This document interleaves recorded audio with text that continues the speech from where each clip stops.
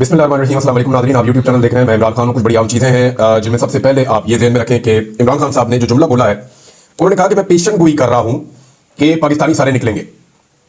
उन्होंने कहा कि 24 नवंबर के हवाले से मैं पेशन गोई कर रहा हूं कि पाकिस्तानी आएंगे और अपना मुतालबे मनवा कर वापस जाएंगे। ये तो इमरान खान साहब ने बाद में मुतालबा किया पाकिस्तानियों से, लेकिन वो पेशन गोई कर रहे हैं कि बहुत बड़ी तादाद में पाकिस्तानी न सिर्फ निकलेंगे बल्कि वो पहुंचेंगे इस्लामाबाद में। इमरान खान साहब की अगर पेशन गोइयां देखें तो सियासी नुक्ता नजर से अब तक उन्होंने जितनी पेशन गोइयां की हैं, खासतौर पर उनको वज़ीर आज़म के ओहदे से जब हटाया गया था उसके बाद से लेकर अब तक वो तकरीबन सारी पेशन गोइयां ठीक हुई हैं।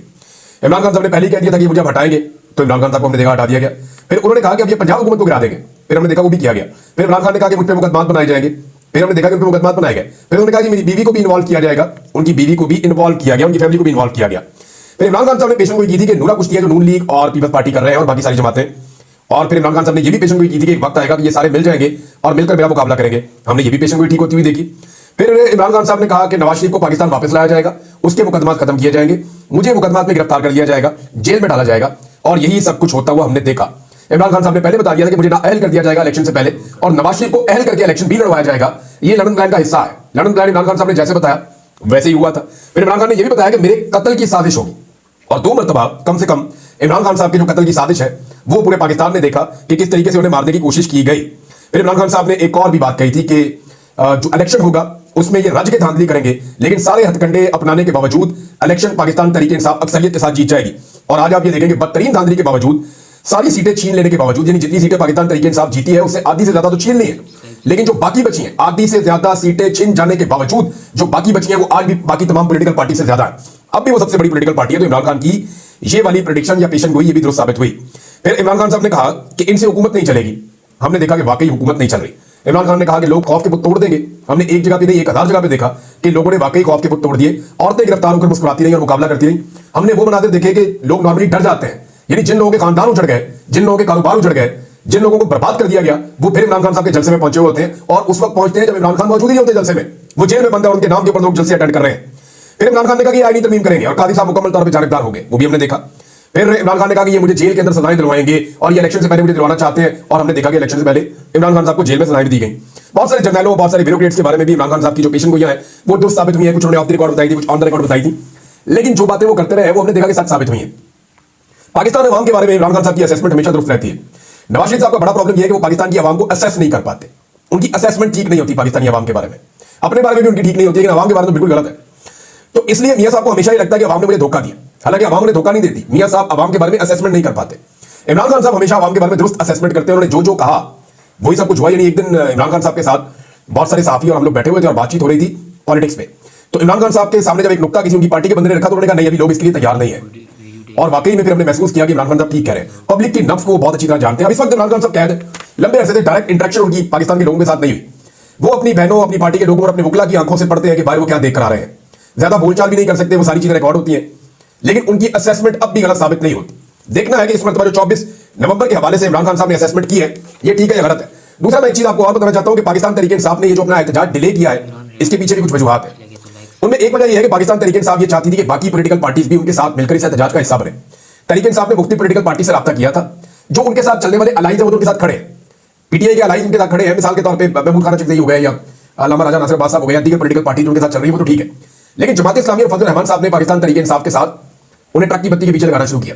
तरीके इंसाफ ने कोशिश की कि फजल रहमान साहब की जमात खास तौर पर उनके एहतजाज का हिस्सा बने। उन्होंने राइटली कोशिश की, क्योंकि पार्टी के तो बहुत सारे लोग भी कहते हैं इमरान खान साहब को तो आइडिया था, लेकिन हिफ्ज़ मातकद्दुम कोशिश की गई और ये भी राय दी गई कि इमरान खान साहब को जाकर जेल में मिल रहा है फजल रहमान साहब की पार्टी के लोग या फजल रहमान साहब।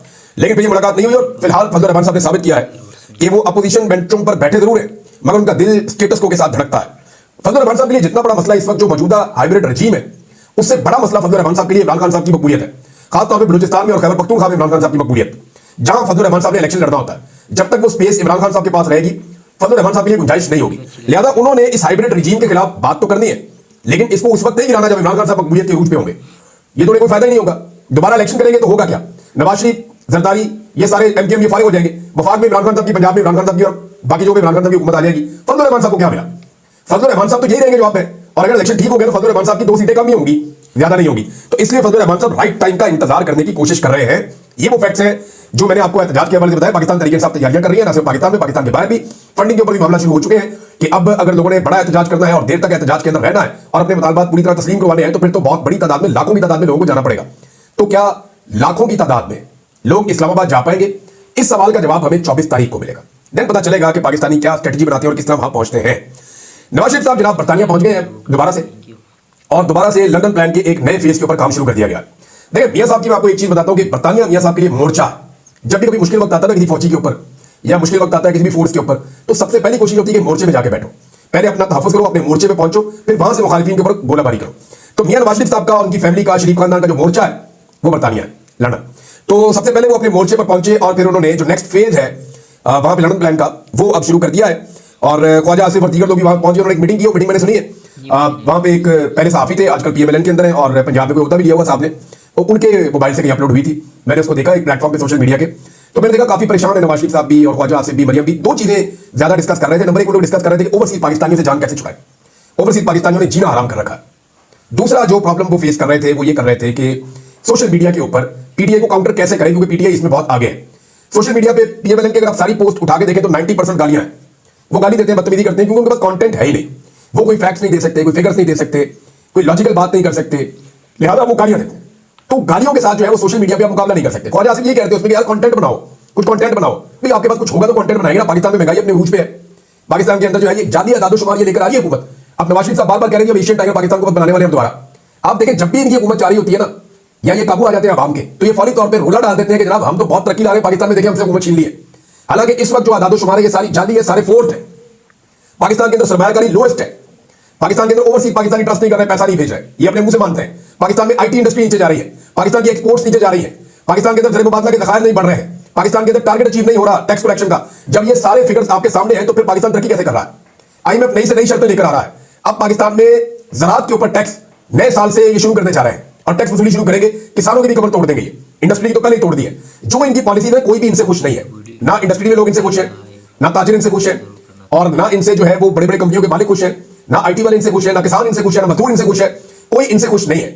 और महंगाई में इजाफा हुआ है, कमी नहीं हुई। ये जाली आदादोशुमार इसलिए देते हैं कि हमारी हुकूमत मैं सिंपल एक बात कहता हूं, वो जिन लोगों को शौक था कि माइक लेके निकल जाते थे बाजारों में, इमरान खान साहब का दौरे हुकूमत शुरू हुए सिर्फ 2 महीने हुए थे, माइक लेकर लोग बाजारों में निकल जाते थे, लोगों के मुंह के अंदर डाल देते थे माइक। बताओ ये तब्दीली का मजा आ गया है?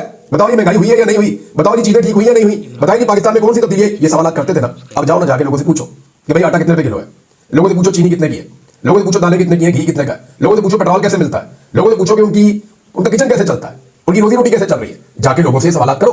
अब वो लोग आपको लोगों से सवाल करते हुए नजर नहीं आ रहे। टीम हम बना रहे हैं और इंशाल्लाह विद इन अ वीक, एक हफ्ते के अंदर या हो सकता है इससे पहले, हम शुरू करवाएंगे कुछ सर्वे जिनमें लोगों से हम पूछेंगे और उनको शेयर करेंगे सोशल मीडिया पे, ताकि पता चले कि महंगाई ने लोगों पे क्या इंपैक्ट डाला है। क्योंकि पाकिस्तान का मीडिया आपको ये नहीं दिखाएगा। पाकिस्तान का मीडिया आपको वही दिखाएगा जो खबरें उनको नामालूम सोर्सेज से आती है। मिसाल के तौर पर जियो न्यूज़ ने खबर चला दी बड़ी अजीब कि जी पाकिस्तान में 2 करोड़ ऐसे शहरी हैं जो फैश किस्म की वेबसाइट्स देखते हैं। हालांकि डाटा ये नहीं कह रहा, और डाटा ये कह रहा है कि 2 करोड़ ऐसे शहरी हैं जो वीपीएन इस्तेमाल करते हैं। और वीपीएन का इस्तेमाल लोग आज पाकिस्तान में यूट्यूब को देखने के लिए कर रहे हैं, क्योंकि बहुत सारे यूट्यूब चैनल नहीं दिखाए जा रहे हैं। लोग ट्विटर को इस्तेमाल करने के लिए वीपीएन का इस्तेमाल कर रहे हैं।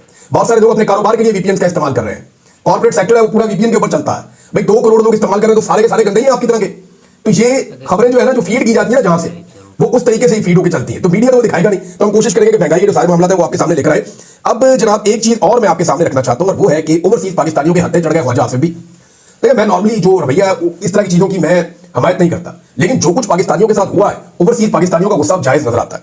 मिसाल के तौर पर जो जुल्म, बर्बरियत, फसादियत और तबाही इन नाम नेहाद लीडरों ने पाकिस्तान के अंदर बचाई है, उसे देखकर ओवरसीज पाकिस्तानियों का गुस्सा जायज लगना शुरू हो गया है। एक मतलब आपको याद है ये ख्वाजा आसिफ 3 दफा इलेक्शन हारे और तीनों दफा इन्होंने एस्टेब्लिशमेंट से कहकर जीता है। 2 दफा उस्मान डार से हारे और 1 दफा उस्मान डार की वालदा रेहाना डार साहब से हारे। अब ये ख्वाजा आसिफ साहब बैठ के जो है वो भाषण दें इखलाकियात के, तो वो तो फिर अच्छी बात नहीं है ना। क्या खवातीन के गिरबानों पे हाथ नहीं डाले गए ख्वाजा आसिफ साहब के शहर में, और उन खवातीन के गिरबानों पे जो इनके खिलाफ है या जो इनके ओपोनेंट है?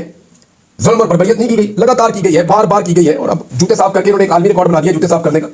अगर फितना फैलाने का या लोगों को उकसाने का कोई अवार्ड होता है तो नंबर 1 अवार्ड ख्वाजा साहब को मिल जाता।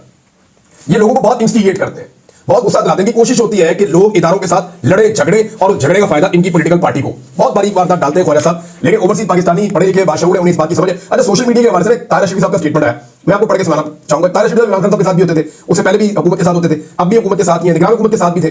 तो एक्चुअली तारा शफी साहब जो है वो एस्टेब्लिशमेंट के साथ है, इनके फौज में बड़े अच्छे ताल्लुकात हैं, ये वहां लगातार ताल्लुकात अपने मेंटेन रखते हैं। जो भी हुकूमत आती है तो ये हुकूमत भी रहते हैं। क्योंकि एस्टेब्लिशमेंट हमेशा हुकूमत में होती है, तो ताहिर रशीद साहब एक्चुअली एस्टेब्लिशमेंट के आदमी, तो ये भी हुकूमत में होते हैं, और इन्होंने कुछ सऊदी अरब में भी ताल्लुकात थोड़े बहुत बनाए हुए हैं।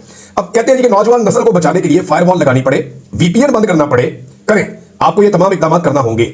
अब मैं इसको थोड़ा पूरा कर देता हूं कि स्टेटमेंट को कि नौजवान नस्ल को शऊर से बचाने के लिए फायरवॉल लगानी पड़े, वीपीएन बंद करना पड़े। यार आप आलम दीन है, आप साहब आप तो ये बताते रहे हैं, जब आपको बारी आ जाए आपकी इंसाफ करने की, बारी आ जाए आपकी जुल्म के खिलाफ बोलने की, तो आप हमें हज़रत उमर फारूक रज़ी अल्लाह अन्हु की मिसालें देते हैं। आप बताते हैं कि वो तो उनके सामने कोई भी खड़ा होकर सवाल कर सकता था, मस्जिद में वो नमाज पढ़ाने लेट आ जाए तो वहां खड़े होकर सवाल हो जाता था, और वो उसको माइंड नहीं करते थे बल्कि शुक्रिया अदा करते थे। अगर उनका कपड़ा जाता है तो वहां सवाल हो जाता था कि जनाब आपका कपड़ा कैसे बन गया, आपका तो कद बड़ा है, तो वो वहां पे जवाब देने के लिए पाबंद हो जाते थे। तो हमें ऐसी अहादीस और ऐसे वाकयात आप और आपके उलमा सुनाते हैं कि यार अकाउंटेबल करो हुक्मरानों को, और शऊर एक बड़ी अच्छी चीज है। लेकिन अब जब नौजवान सवाल करते हैं तो आपको बदतमीजी लगती है कि नौजवान क्या पूछ रहे हैं, वो ये पूछ रहे हैं हमारा मैंडेट किधर गया।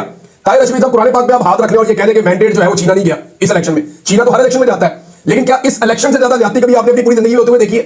कभी भी आपने इतनी बड़ी ज्यादती अपनी पूरी जिंदगी में होते हुए नहीं देखी होगी। ओवरसीज पाकिस्तानी नाज़रीन ने तबाही फेर दी है गलियों के अंदर, हर जगह के अंदर, जहां से ये निकलते हैं, हिल्टन होटल के बाहर ये जब निकले मीटिंग करके, उन्होंने चोर चोर, और सबसे उनका पसंदीदा नारा है वो मरियम के पापा चोर है, ये वो बहुत ज्यादा लगाते हैं ओवरसीज पाकिस्तानी नारा। मुझे लगता है किसी ने बता दिया कि इस नारे से नवाज शरीफ या मरियम नवाज बहुत चिढ़ते हैं, तो उनको ये वाला नारा सुनाओ। अब वो वहां पे अपने साथ जो है वो वर्कर शर्कर लेके घूम रहे हैं, यहाँ पंजाब से भी लोगों को साथ लेकर गए हुए हैं, पता नहीं किसके खर्चे में बंदे पहुंच गए वहां पे, लेकिन बंदे पहुंच गए, और वहां पे 20-22 लोग अपने साथ लेकर घूमते हैं। दूसरी तरफ ओवरसीज पाकिस्तानी भी इकट्ठे होकर आ जाते हैं, जिन ओवरसीज पाकिस्तानियों के ऊपर पाकिस्तान में कार्रवाइयां की गई और ये क्लेम किया गया कि आप ये डर गए हैं, किसी सूरत बाहर नहीं निकलेंगे, किसी सूरत आकर एहतजाज नहीं करेंगे, वो सारे ओवरसीज पाकिस्तानी दोबारा पहुंचे हुए थे खौफ के बुत तोड़कर, और वो एहतजाज कर रहे थे। उन्होंने अपनी वीडियो बना के बताया कि जनाब हमें कोई खौफ नहीं है, हम इस जुल्म और फसादियत के खिलाफ खड़े रहेंगे। अब ये जहां से निकलते हैं इनके सामने नारे, ये जहां से निकलते हैं इनको चोर चोर लोग कहते हैं, जबकि दूसरी जानिब से पीएमएलएन वाले अपने लोगों को लेकर गए हैं, आप वीडियो निकाल दें। यानी मैं खुद देख रहा था कि खातून खड़ी है पाकिस्तान तरीके इंसाफ की, वो ये कह रही है कि आप अपनी जबान देखें, हम एहतजाज कर रहे हैं, हम सिर्फ ये कह रहे हैं कि इन्होंने चोरी की है, हम ये कह रहे हैं ये मैंडेट चोर है, इन्होंने मुल्क को लूटा है, आप गालियां क्यों दे रहे हैं? और दूसरी तरफ मां की गालियां, बहन की गालियां, गंदी गालियां, और जो शख्स दे रहा है वो पंजाब में गोदे में बिठाया हुआ है इन्होंने। मुझे हैरत होती है वैसे कि इनकी पसंद क्या, और जानबूझ कर ऐसे लोगों को बिठाते हैं मेरे ख्याल में। मोहम्मद जुबैर साहब ने भी एक और पोल खोल दिया, और ये जो पोल मोहम्मद जुबैर साहब ने खोला ये बड़ा खौफनाक है, और मेरी एक खबर की तस्दीक है। आपको याद होगा मैंने एक खबर आपको दी थी, ये काफी पहले की बात है, मैंने आपको बताया था कि नवाज शरीफ साहब की जो मुलाकातें हैं जेल में जब वो कैद थे उनका वर्ल्ड रिकॉर्ड है।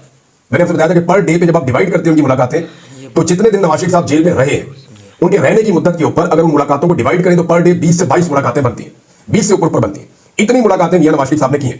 मोहम्मद जुबैर साहब जो उन दिनों में नवाज शरीफ साहब की आंख का तारा हुआ करते थे, वो फरमाते हैं जी कि उन्होंने तस्दीक की इस खबर की कि मियां साहब हर जुमेरात को 150 से 200 लोगों से मिलते थे, यानी 200 लोग मियां साहब को मिलने जाते थे, और सिर्फ जुमेरात वाले दिन ये मुलाकातें होती थी। रोजाना की मुलाकातें अलग है जो ऑब्लाइज करके करवाई जाती हैं, और उसके अलावा जो मुलाकातों वाले दिन है उनकी मुलाकातें अलग करवाई जाती थी। तो मियां साहब की मौजें लगी हुई थी और पाकिस्तान तरीके इंसाफ के दौर में कोई पाबंदी नहीं लगाई जाती थी। जबकि अभी दफा 144 के नाम के ऊपर 3 अपोजिशन लीडर, पंजाब का भी, कौमी असेंबली का भी और सेनेट का भी, तीनों को उठा लिया जाता है। कहां से? अडियाला जेल के बाहर से कि ये इमरान खान को मिलने आए तो इकट्ठे क्यों आ गए, दफा 144 के नाम के ऊपर उठा लिया जाता है। अब आप अंदाजा कीजिए कि कितना फर्क है पाकिस्तान तरीके इंसाफ के तर्ज सियासत में और पीएमएलएन के पुराने घटिया तर्ज सियासत में। ये उसी तरीके पर चल रहे हैं जिस पे हमेशा चलते रहे। मरियम नवाज साहब ने क्लेम किया कि मेरा जो इलाज है वो पाकिस्तान में है ही नहीं, बल्कि दुनिया के सिर्फ 2 मुल्कों में है, एक अमेरिका में है और एक जिनेवा में है, और दुनिया के और किसी मुल्क में इलाज नहीं है। उन्होंने बीमारी बताई, उस हवाले से मैंने डॉक्टर है, सीनियर सर्जन थे, उनसे मैंने रब्ता किया, उन्होंने इसके बारे में बड़ी तफसीलात बताई, वो मैं आपके साथ बाद में शेयर कर दूंगा। एक और चीज, एक फोर्ज डॉक्यूमेंट है, एक जाली खबर है जिसको पीएमएलएन और एस्टैब्लिशमेंट से ताल्लुक रखने वाले कुछ सहाफी फैला रहे हैं। अगली वीडियो में आपको बताऊंगा। तब तक के लिए अपना ख्याल रखिएगा, अपने चैनल का भी लाभ है।